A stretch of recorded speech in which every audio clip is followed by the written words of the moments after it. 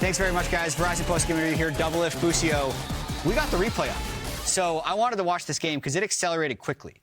But the thing I noticed, and I'm curious how you guys got the Baron, snuck the Baron, it felt like you had map pressure almost, and I'm wondering if that was something that just happened or was a little more organic. So this is like about a minute before you get the Baron. It looks to me like the game is in a very neutral state. But yeah, what happened that allowed you to get this Baron, do you think? Well, we saw Alistar bot side, so then we can chase out the Maokai, like, with no fear. We know we have numbers on this side of the map. Right, I think so on a ward right here. Yeah, Alistar goes here, and then you see him. We see him somehow. Alan made a really good call. Yeah. Yeah, we actually saw him, and then Alan made a very good call that, like, oh, Maokai's alone, like, play crazy. Awesome. Because it's unlosable, and then when he blew Flash, we just knew that, obviously, there's literally no way for Maokai to get into the steal. So yeah, and if they try to fight us, you see I stand here, so like we'll engage here. So it's either they give us Baron for free because Maokai can get in the pit, or they fight and we still have a favorable position. So yeah, just works out. That's so interesting. It's so hard to notice that when you're watching. It's like, oh yeah, by the way, Alistar showed bottom on a ward. Right? Yeah. But that's ultimately what the catalyst was for your Baron. Yeah. Nice. And then once you get the Baron, sometimes you just reset after a big Baron play. But you guys just straight push mid. What was the decision there? I don't know. Somebody just said we can, I think somebody might have said we can just go down mid because, like, realistically, AD carries just are perma ego versus Malphite. And some bad things happen to Prince here. Yeah. Little reaction time test. Nice kill. There's almost no risk either. I mean, if Malphite ults, it's like a low chance that it'll die. Yeah. So at the worst, it's a flash trade. At the best, it's a kill. We didn't think we were going to end the game there, though. I was just kind of like following the call.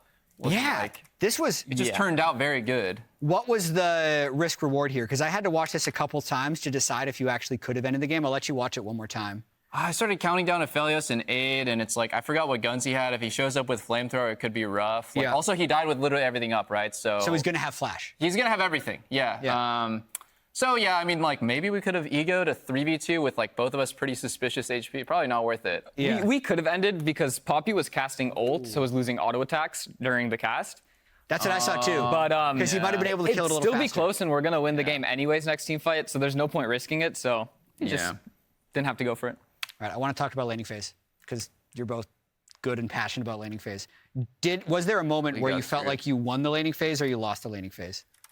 Well, getting dove was not ideal. No, like, there's like two options here when you crash the wave, right? In melee matchups, like, okay, so imagine if we're ranged champs, we would just be auto-attacking the turret together and kind of like ready to fight in our gigantic wave. But because it's like melee versus melee, it's more of a ping pong. So like you ping pong it off of the turret and usually you base. I stayed because we were playing for a crab. Maybe a mistake, honestly, because now they get to stack the wave on us. And it looked a little bit, at least the casters were saying, that you were almost freezing the wave here. We were perma-freezing this, It's good to just be annoying. It's good to be annoying. Like, I know the first... Okay, so, like, when you freeze it the first time, the animator will probably be like, man, these annoying guys, like, I'm just gonna... You know, he's gonna cancel, he's gonna break the freeze. Exactly. I think at this point, like, it's to the point where we could have let the full wave crash, and then both of us just recall. We, like, that's, like, you know, basically you handshake the recall. Kill the wave, reset, let the wave meet, and then just buy items. And if they... count our recall and show up randomly and blow up the next wave, that's a good play by them. Technically, I could tell Alan, like, stagger your recall with me so that if they, like, let's say they pop out of the bush after I'm in base and they try to blow up the next wave instantly, maybe Alan could, like, stay and soak up the XP. So it's like a bit of mind games about, like, if you're going to bounce away off the turret and recall, or if you're going to bounce away off the turret and see what they do. They did the third option, which I wasn't really thinking about at the time. Get the wave into turret and dive us. And the problem is, you saw we're freezing it and kind of extending the laning phase. But the problem with that is their jungler's bot side with Bomby Cinder, while our jungler still hasn't based. So we shouldn't be making any fight situations. Previous wave that you froze, but then when you freeze another one, he's already moved on. Because you can't be permanent. It's just too far. I think it was good play. Like they played well, and then honestly, when I got dove, I felt very stupid. I'm like, oh, that's obviously what should happen if I'm like legit perma freezing my lane. Like they're going to. They should dive you. Yeah, they should dive us on like 10 creeps. So it's good by them, but luckily it didn't seem to matter too much. Yeah, I have one more, but I want to ask both of you: is there something you want to point out or review about the game? Otherwise, I'm just going to talk about Riftchild. Not really. This game felt so like nothing until we randomly got Baron, and then when we got Baron, it was almost like a T1, like just randomly end the game. Yeah.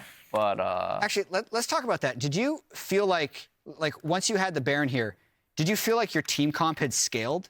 Yeah, of course. Like, yeah, in my eyes, like we outscale them so hard. Malphite's Not even unkillable. close. How far behind do you feel like you have to be here to like not be able to just win 5v5s? Like Rel, Malphite, great combo, great. I think it's DPS just with based on like how mechanically good their two carries are. Like it's just Malphite versus their carries, and a Zero Shuffle versus their carries. Because I would personally hate to play like something like this where everything's threatening me. If Poppy ults one of us out, if Malphite ults somebody, one of the two threats, if a Zero Shuffle someone, if Rel gets on you, like there's like a 99% chance that if anything hits you, you're gonna die.